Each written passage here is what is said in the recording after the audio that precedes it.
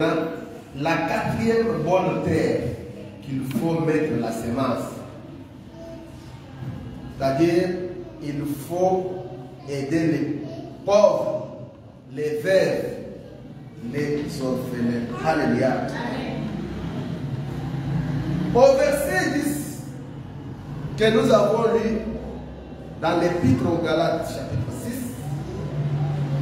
il est écrit: ainsi donc, pendant que nous avons l'occasion, pratiquons le bien envers tous et surtout envers les frères en la foi. Nous devons pratiquer le bien sans exception de personne. À tous, pratiquer le bien. Si vous voyez même, quelque part, le Seigneur a dit, même vos ennemis, ne rendez pas le mal contre le mal. Même si votre ennemi a faim, donnez-lui à manger. C'est comme le charbon ardent que vous mettez sur sa tête. Quand toi, quelqu'un qui te combat, au lieu que tu puisses te venger contre lui, tu lui rends du bien. Et c'est lui qui a dit, à moi la vengeance, à moi la rétribution, lui va te venger. Alléluia. Ce n'est pas aux enfants de Dieu de se venger. Parce que nous ne devons pas être comme les gens du monde. Le monde, c'est la loi de la vengeance. C'est la loi du talion. Dent pour dent, œil pour œil. Mais pour nous, même nos ennemis, nous devons les rendre du bien. Alléluia. Quelqu'un qui te combat, quand tu viens, tu le rends du bien. Ça sera comme le charbon ardent que tu as mis sur sa tête. Nous devons faire du bien à tous les hommes.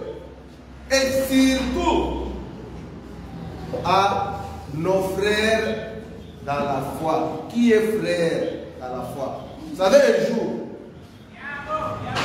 Jésus était dans une maison quelque part en train de prêcher la parole.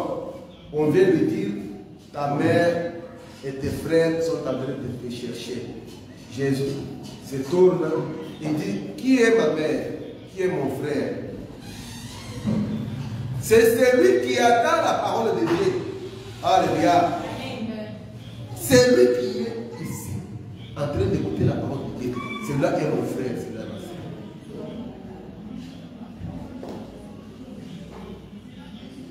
Comment tu te soucies lorsqu'on te dit que non, ton père est malade, ton frère est malade, ton frère est dans la souffrance, tu dois aussi les manifester. Quand tu vois aussi ton frère dans la foi, dans la difficulté, intervenir, soutenir aussi. Ce sera une bénédiction pour toi. Parce qu'un jour, Pierre a demandé à Jésus-Christ, Seigneur, nous avons tout laissé. Nous sommes en train de te suivre. Qu'est-ce que nous pouvons gagner? C'est lui qui a abandonné ses parents, son père, sa mère, sa famille, ses champs, ses maisons, ses activités. Pour te suivre, qu'est-ce qu'il gagnera? Jésus-Christ lui a dit, il n'y a personne qui aurait, à cause de moi et de la bonne nouvelle, abandonné son père, sa mère, ses biens. Il en recevra tout ce qu'il a perdu dans ces siècles-ci au centuple. Et au siècle à venir, la vie éternelle. Alléluia. Et comment maintenant, lorsqu'un frère qui a eu une inimitié avec sa famille, parce qu'il a reçu Jésus-Christ dans sa vie, vous savez qu'il y a des gens qui sont tourmentés, qui sont torturés, qui sont persécutés, parce qu'il a accepté Jésus-Christ dans sa vie comme son Seigneur et Sauveur. Bien aimé dans le Seigneur, vous savez, dans les états libres que nous sommes, des fois, vous pouvez faire des cultes où vous voyez les chaises vides comme ça. Tous ceux qui ne sont pas venus aujourd'hui à l'église, si vous allez leur demander, ce n'était pas qu'ils étaient occupés ou bien parce qu'ils étaient retenus par un service commandé. Mais il y a d'autres, il a les moyens, il est dans les parages, il pouvait venir, il ne fait rien, mais il est resté à la maison. Laisse-moi vous dire qu'il y a les gens qui sont dans d'autres parties du monde, dans des pays de l'islam, des musulmans. Le fait seulement de croire à Christ, il est rejeté par toute sa famille. Il est persécuté. Vous savez, même au temps de l'Union soviétique, à l'époque de l'URSS, avec les pays des pactes de Varsovie, ce qu'on appelait les pays socialistes, le fait seulement de croire à Jésus-Christ, c'était une infraction. Ces gens étaient tourmentés, étaient torturés. Il y a des gens qui étaient en Roumanie, torturés, persécutés, parce qu'ils ont reçu Jésus-Christ dans leur vie, parce qu'ils sont membres de l'Église. Alléluia. Demandez, nous quand nous avons reçu Jésus-Christ dans notre vie, quand nous avons cru, on ne cessait pas de prier chaque jour pour les gens qui étaient dans les pays communistes. On ne cessait pas de prier pour les gens qui étaient en Chine. On ne cessait pas de prier pour les gens qui étaient dans les États musulmans. Même pour l'Afrique du Sud, ici, qui était dans l'apartheid, on priait, on gênait chaque jour parce qu'ils étaient persécutés. Maintenant, ces frères ou cette sœur qui est persécutée, lorsqu'elle vient à l'église, elle est aussi rejetée. Bien-aimés dans le Seigneur, vous savez ce que vous rendez à cette sœur. Vous savez ce que vous rendez à ses frères. Il faudra que celui qui a été rejeté à cause de Jésus-Christ, quand il vient à l'église, qu'il puisse se retrouver parmi ses frères. Alléluia. Quand il est dans les besoins, il voit les frères qui se précipitent pour les soutenir. Toi, quand on te dit, ton frère a perdu, ou bien les membres de la famille, ou bien il est dans une difficulté quelconque, est-ce que tu es tout si de lui? Quand on te dit, cette sœur a mis au monde, est-ce que tu peux seulement avoir le souci d'aller se rendre visite? Quand on te dit qu'un frère a la difficulté, est-ce que tu peux même aller seulement avec les conseils, bien avec une exhortation, même sans avoir avec quelque chose? Ou bien tu dis que non, moi quand je viens à l'église, je viens seulement pour le tout. Quand on dit Amen, Amen, j'ai pris mes bagages et je rentre. Non, bien aimé dans le Seigneur, nous devons montrer l'amour fraternel au sein de l'église. Alléluia. Parce que tout ce que nous allons faire, Dieu nous le rendra. Même lorsqu'il faut contribuer pour soutenir un frère et une sœur, toi aussi, malgré le manque de moyens, faites un effort pour contribuer avec au moins quelque chose. Et Dieu qui voit dans les secrets, Dieu les rendra. Alléluia. C'est ainsi que la Bible dit qu'ils étaient en commun. Ils étaient ensemble. Ils partageaient les pains. Et personne n'était dans les besoins. C'est pourquoi les apôtres faisaient des miracles. Alléluia. Vous savez, puisque les apôtres ne se tourmentaient de rien. Puisque chacun pouvait être servi selon ses besoins. Il pouvait avoir le temps de méditer, le temps de jeûner, le temps de faire, puisqu'ils avaient aussi leur famille. Mais si toi tu veux jeûner, tu ne peux pas aller travailler. Alors qu'il y a des enfants qui réclament, la femme qui réclame, tu n'auras même pas le temps de te concentrer.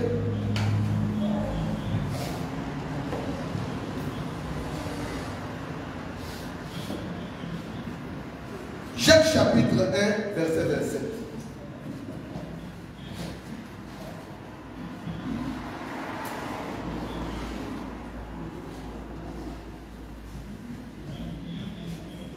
La religion pure et sans tache devant Dieu, notre Père, consiste à visiter les orphelins et les veuves dans leurs afflictions et assez réservé des souillures du monde. Alléluia.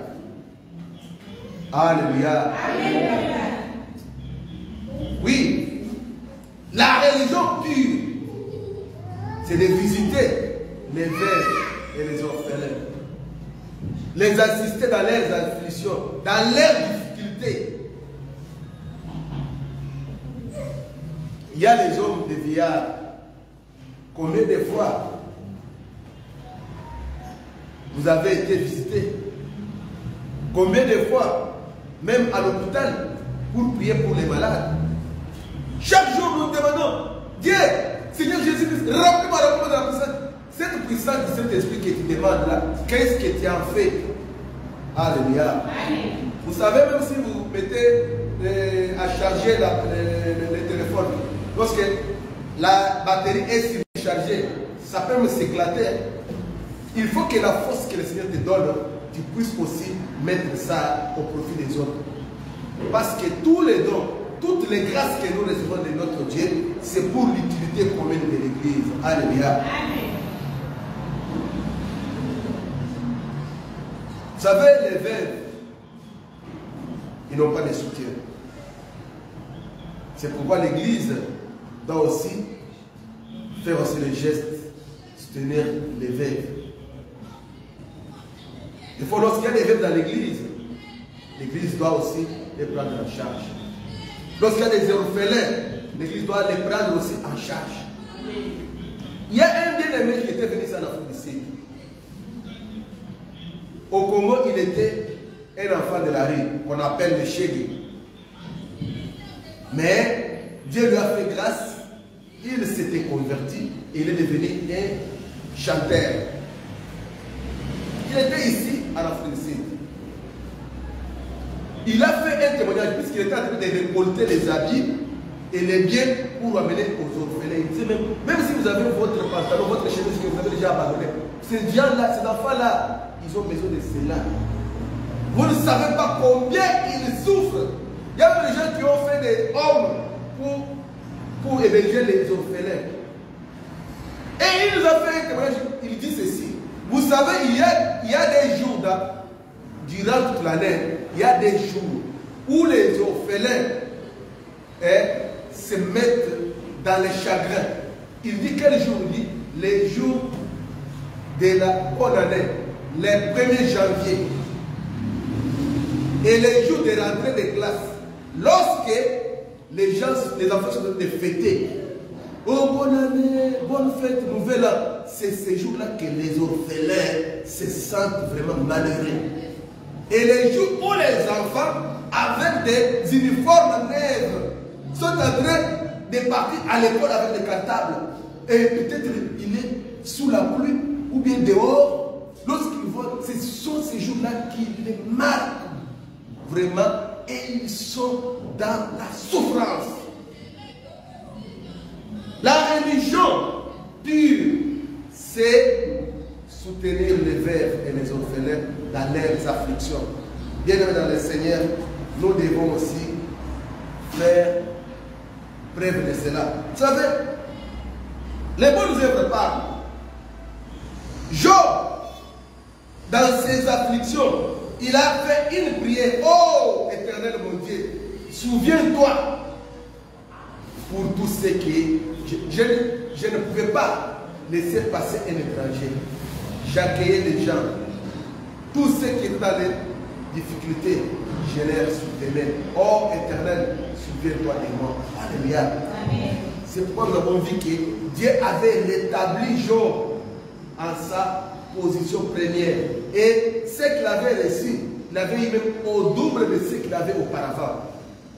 Même les enfants qu'il avait eus, c'était des belles filles et des bons garçons.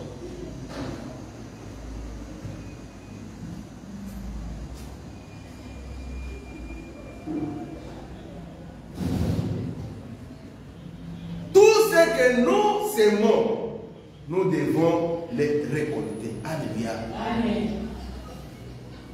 Lorsque nous sommes sur cette terre, les biens ou les mal que vous sémez, vous devez récolter.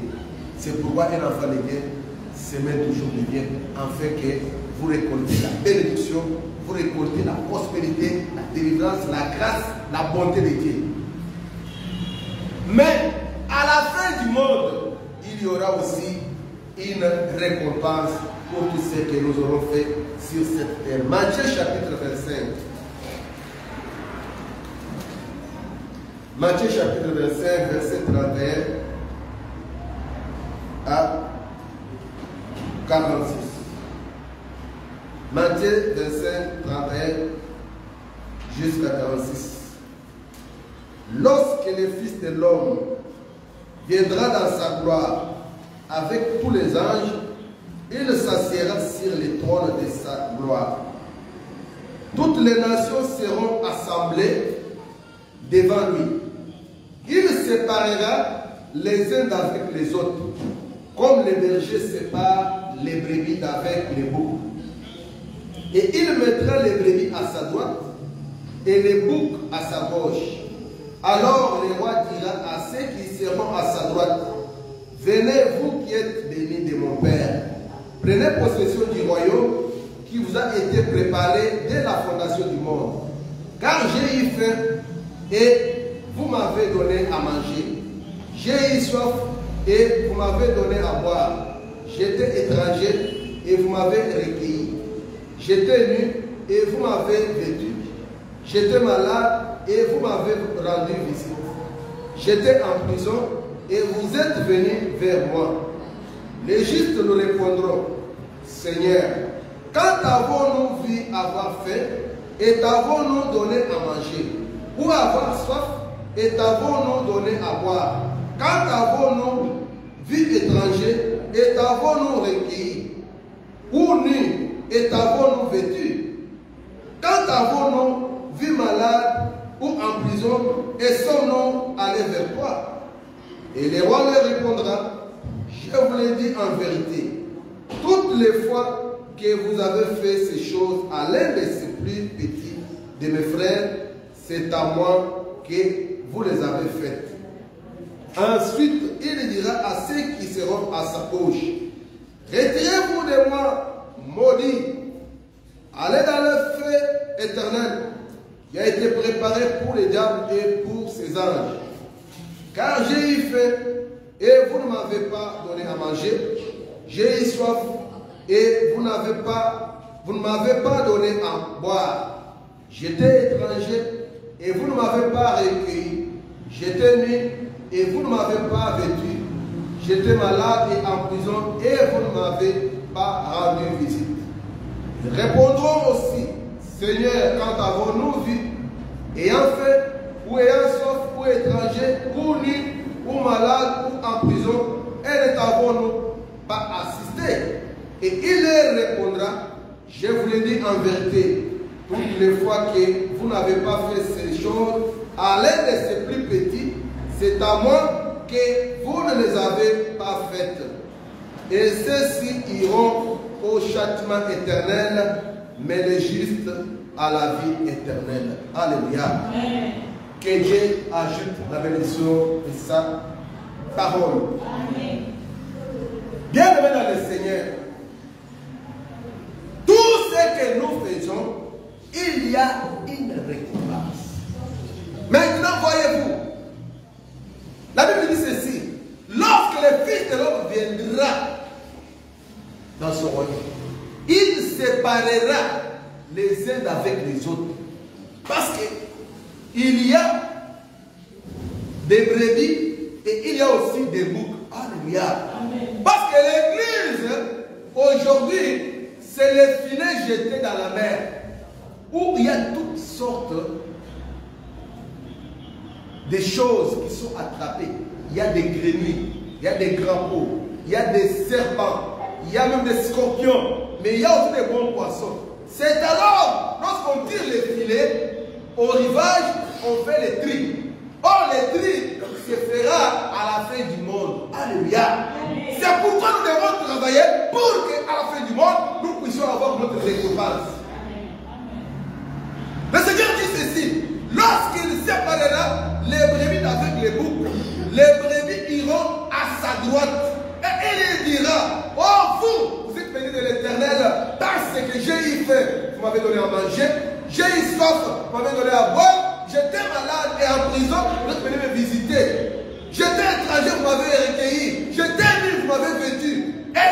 diront, quand Seigneur t'avons vu, ayant faim et te donner à manger, ayant soif et te donner à boire, ou bien malade, nous sommes venus te voir ou en prison. Quand étais-tu nu et nous t'avons vêtu?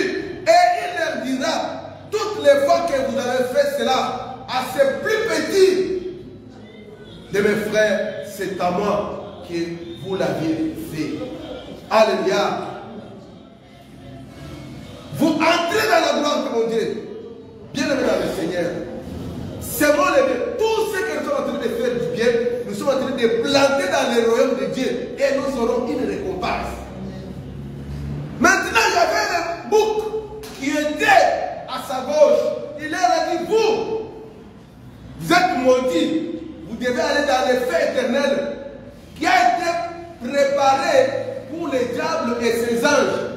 L'enfer, ou bien le feu éternel, Dieu ne l'avait pas fait pour l'homme, mais c'était pour les diables avec ses anges déchus.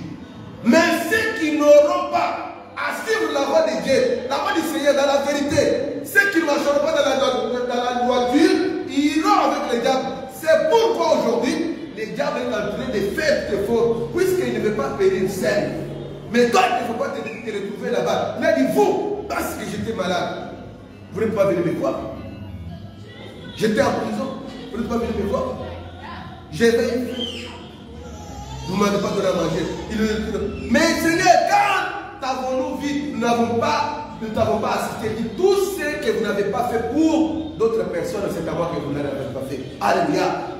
Quelque part, il est écrit, comment pourriez-vous dire, nous aimons Dieu, lorsque ton frère, ta sœur qui est à côté de toi, tu ne l'aimes pas. Mais comment aimerais-tu Dieu que tu ne vois pas? Parce que ton frère, ta sœur a été créé à l'image de Dieu. Alléluia. Je sais qu'il y avait une personne qui avait prié, qui voulait voir Dieu. Oh mon Dieu, j'ai crié en toi, mais je vais te voir. Tu veux me voir? Vraiment, oui. Je vais te recevoir chez moi. Oh, ok, Dieu a dit non, je viendrai tel jour, peut-être un samedi, un week-end. Ok, je viendrai à 12 heures. Il a préparé de la nourriture, il s'est préparé, il a parfumé sa maison. Il dit à 12 heures, Dieu viendra me visiter. Alléluia. Et peut-être vers 11h58 minutes, 11h59, il voit un vieux papa là, avec des habits sales, qui venait toquer à la portail. Lorsqu'il dit, mais toi, quitte chez moi, toi. Et m'a dit, tu veux me dire, je suis en train d'attendre un visiteur d'honneur. C'est papa, mon Dieu, comment est-ce qu'il vient me déranger? Non, vas-tu? Oh non, qu'est-ce que tu peux me donner à boire? Allez, va-t'en, quitte. Regarde les habits sales. Et ce vieux papa est parti. Maintenant, il a attendu jusqu'à 13h, 14h, 15h. Ah, il s'est fâché. Oh, mon Dieu, tu m'as fait tout, tu m'as trompé. Comment tu ne peux pas venir? Moi, je t'avais préparé. Et Dieu est venu lui faire voir dans une vision. Mais j'ai été ponctuel. Au moment des rendez-vous, j'étais venu et tu m'as chassé. Alléluia. Ah, il a dit, ah, si je le savais. Oui. Tu ne peux pas voir Dieu, mais tu verras Dieu à travers ton frère, à travers ta sœur. Bien-aimés, faisons le bien et Dieu nous fera grâce. Si vous allez lire dans l'Épître aux Hébreux, chapitre 13, du 1er au 3e verset, la plus difficile. Exercez l'amour fraternel, l'hospitalité. Allez voir les prisonniers. Et puis il est dit, exercez de l'hospitalité, puisque l'ayant fait, les autres avaient reçu les anges sans le savoir. Alléluia. Vous savez, Abraham avait eu la promesse d'avoir un enfant. Mais il a fait des années. Abraham n'avait pas toujours l'enfant. 25 ans. Dieu pouvait venir, tu seras grand, je te bénirai, et tout comme ça. Mais un jour, quand Abraham a vu les gens passer, il a dit non. venez, ne me passez pas, venez même prendre à boire. Il a lavé les pieds. Et lorsqu'il a lavé les pieds, il dit à Sarah, ah, vite, prête 3 mesures de farine, fais des gâteaux. Et il a pris un veau dans son troupeau, il a donné à son serviteur, et après, et il a donné à ces gens-là. Quand ils ont mangé, l'un lui a dit, où est Sarah ta femme? Il dit, oh, elle est derrière. Il dit non. À cette même époque, l'année prochaine, ta femme Sarah aura un fils. Et Sarah, là où elle était, elle a commencé à rire. Et moi, vieille que je suis, je n'ai même pas avoir de sentiments. Parce que Dieu lui dit, Sarah, pourquoi tu as ri? Et Sarah m'a dit, je n'ai pas ri. Mais tu as ri. Est-ce qu'il y a-t-il quelque chose d'étonnant devant l'Éternel? Comme je te l'ai dit, cette même époque, l'année prochaine, tu auras. Et Sarah a eu un fils. Alléluia. Parce qu'il a reçu Dieu. Alléluia. Bien-aimé dans le Seigneur, il faut vraiment que nous puissions s'aimer le bien. Je sais un jour, quand j'ai prêché sur l'amour, j'avais un thème qui avait terminé par l'amour. C'était les piliers de la vie chrétienne. J'avais parlé sur la foi, l'espérance et j'avais terminé par l'amour. Et pour conclure, nous étions allés dans la prison de Chikapa pour remettre aux prisonniers à manger. J'ai prêché dans cette prison, bien aimé dans le Seigneur. J'ai prêché sur la foi. Peut-être Dieu, ici en prison, que tu n'avais même pas commis des fautes. Dieu est capable de faire sortir de cette prison. Même si tu avais commis la faute, si tu reconnais ta faute et tu répares, Jésus-Christ est capable de te pardonner et de te faire sortir. Et nous avons prié pour eux. Après 2 jours, les magistrats sont venus, ils ont commencé à revoir les listes. Les gens qui étaient là pour beaucoup de temps, ils ont fait sortir les gens. Et les gens ont commencé à venir dans notre église, ils ont commencé à témoigner. Et comme on venait d'entrer en mariage, on passait là, on trouvait tout là, on avait déjà sorti de la prison, ils n'avaient pas où aller, ils étaient en train de quémander. Ils disaient, oh pasteur, ils me demandaient. Et c'était formidable. Bien aimé, je vous dis, lorsque vous semez les biens, vous allez toujours récolter.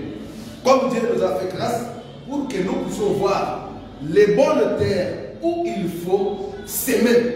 Nous avons vu, c'est dans la dîme et les offrandes. C'est en soutenant l'œuvre de Dieu. C'est en soutenant les serviteurs de Dieu. Même si ton pasteur a des biens, il faut toujours que tu puisses toujours l'assister avec des biens. Parce que la Bible dit ceci, qu'il est doux et agréable pour des frères de demeurer ensemble. Car c'est là que l'Éternel répand la bénédiction. C'est comme la rosée qui descend vers la montagne de Hermon. C'est l'huile précieuse qui est répandue sur la tête d'Aaron, qui coule sur ses barbes jusqu'au pas. Alléluia. La bénédiction doit commencer par la tête. La tête, c'est les sacrificateurs, c'est les serviteurs de Dieu. Puisque c'est le supérieur qui bénit. Quand toi tu lui donnes, il te dit que Dieu te bénisse. Ce n'est pas un slogan, c'est une parole. Parce que Dieu avait dit à Moïse que Aaron, il aura à mettre la bénédiction sur le peuple et moi, l'Éternel, je vais le bénir. Amen. C'est pourquoi tu ne dois pas être toujours un spectateur. Tu dois aussi faire que non. Toi aussi, tu puisses aussi donner quelque chose à ton pasteur afin qu'il puisse prononcer aussi une parole de bénédiction. Puisque ce qui bénit, c'est le cœur et ce n'est pas la bouche. Amen. Amen. Nous avons vu aussi qu'il faut aussi soutenir les pauvres, soutenir les orphelins et les veuves. Et aussi même, c'est de ta famille. Car il est écrit quelque part que c'est lui qui ne prend pas soin de sa propre famille et pire qu'un infidèle. Amen. Là, vous allez lire dans le livre, dans l'épître à Timothée, 1 Timothée chapitre 5, verset 8. Maintenant, nous voudrions prier.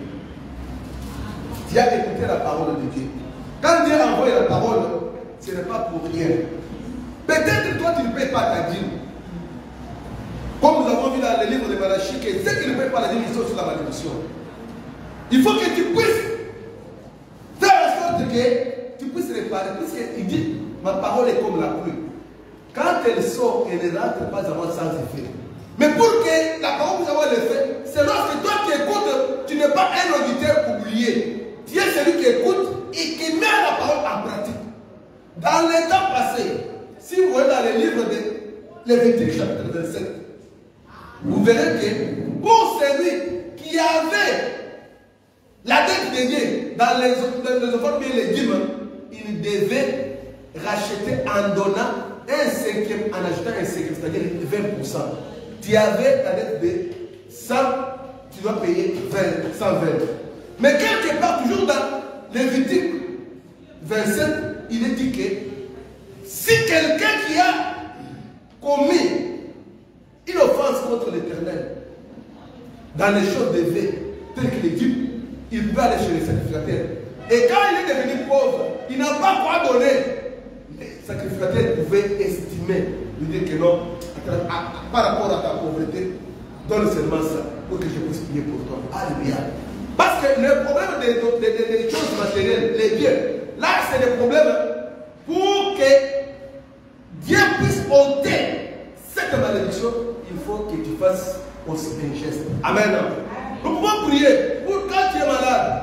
Oui, on prie. Lorsque tu es possédé, on a chassé les démons. Mais si tu as quelque chose élevé, ou bien quelque chose qui complique maintenant tes activités, là il faudra que tu viennes te racheter afin que tu puisses prendre la nouvelle marche avec ton Dieu pour que la bénédiction de l'Éternel te suive. Nous allons maintenant incliner nos têtes pour nous recueillir dans la prière. Toi qui dis que, toi qui sais que tu as un problème avec Dieu, tu dois chercher à arranger avec lui, afin que tu puisses commencer une nouvelle marche avec lui, pour que tes activités, pour que la bonté de l'Éternel se répande sur toi. Car il dit que tant que les ciels et la terre subsisteront, la semaille et les moissons ne cesseront pas. Il faudrait que Dieu se manifeste aussi dans ta vie pour que tu puisses les glorifier. Nous allons maintenant prier. Selon que tu as écouté la parole, proclame la victoire et que la bonté, la bénédiction de l'Éternel te suive. Prions-nous tous au nom de Jésus-Christ. Seigneur Dieu des armées, Seigneur Dieu de toute gloire, Père très saint, nous te bénissons, nous te rendons grâce.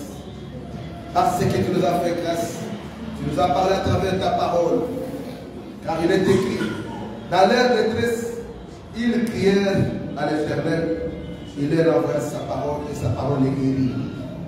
Tu nous as envoyé ta parole, notre Dieu, au roi, pour nous faire voir que la loi de la semaille et de la moisson, en sémant, nous devons récolter. Si je recommande ce peuple dans la main puissante de notre Dieu, laisse que ta bonté, que ta grâce se répande sur chacun de nos rois. Pour ceux qui étaient infidèles dans les offrandes, dans les dîmes, que ta miséricorde puisse se manifester au niveau sur lui. C'est toi, le roi des rois, qui crée les vouloirs et les faire. Car tu dis que celui qui écoute la parole et qui ne la pratique pas est comme un auditeur oublié. Je voudrais que cette parole puisse être aussi tombée sur une bonne terre, afin qu'elle puisse produire des effets, pour que le peuple de Dieu puisse la mettre en pratique et vivre les miracles de Dieu, vivre la bénédiction de Dieu, vivre la main de Dieu. Je m'oppose maintenant contre le diable qui vient toujours s'aimer l'incrédulité, la désobéissance, pour entraîner les enfants de Dieu dans les blocages, dans le malheur, pour qu'ils puissent voir la main de Dieu. Je les dérange à la vie de ce peuple au nom de Jésus-Christ. Père très saint, répands la grâce, répands la bénédiction, répands la bonté de l'Éternel dans leurs activités, dans leurs affaires, dans tous ceux qui le font, mon Dieu, mon roi. Même ceux qui m'écoutent au loin, là où ils se retrouvent, mon Dieu, mon roi, ceux qui ne voyaient pas leurs affaires aller de l'avant. Oh Dieu, le Dieu de près, qui est aussi le Dieu de loin. Pour ceux qui nous écoutent, maintenant même, éternel Dieu, que ta main puisse les toucher et qu'ils puissent voient les miracles parce que la parole est sortie. Oui, la semence est jetée pour qu'elle puisse germe la bénédiction, la prospérité, la délivrance, la grâce au nom de Jésus-Christ, notre Seigneur, notre Jésus. Amen. Amen.